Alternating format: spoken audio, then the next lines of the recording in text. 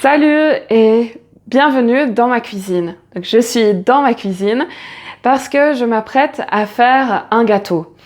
Et j'ai ici mes ingrédients et un des ingrédients, ce sont les œufs.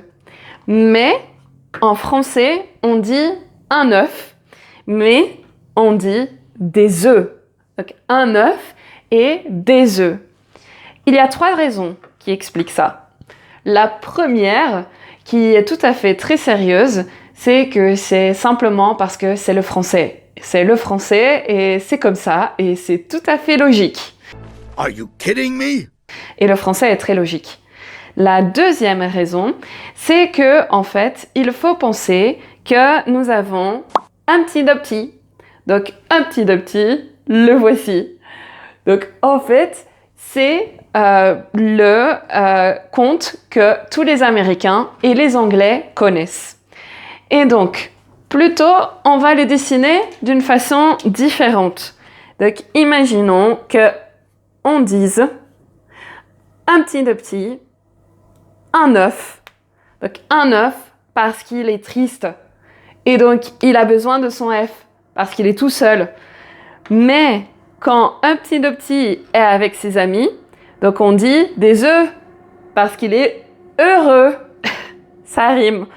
Donc on dit un œuf et des œufs parce que quand un petit de petit a ses amis, donc il n'a plus besoin de son F, il est plus tout seul, il est heureux, donc on dit des œufs. En fait, la troisième raison, beaucoup plus sérieuse, c'est juste une raison historique. En fait, c'est puisqu'en ancien français, ils ont décidé de ne pas prononcer la dernière consonne avant le S final pluriel. C'est pour ça qu'on a un œuf, mais des œufs, puisque quand on dit des œufs, on a ajouté un S pour le pluriel, et donc le F se retrouve juste avant le S, et on ne le prononce pas. Donc c'est juste une décision de l'ancien français, et c'est quelque chose qu'on a maintenu et qu'on a gardé jusqu'à présent, et qui est tout à fait logique. Un œuf, des œufs.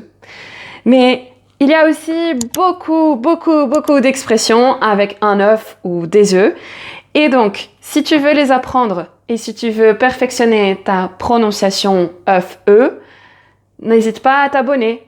Et donc aussi, très important, pour les consonnes finales, il y en a beaucoup qu'on ne prononce pas en français, dont le S et le F, comme E, mais ça, il y a une autre vidéo. Si tu veux, tu peux la regarder. Toutes les informations seront en dessous de cette vidéo. Je mettrai les liens. Donc, à la prochaine. Au revoir.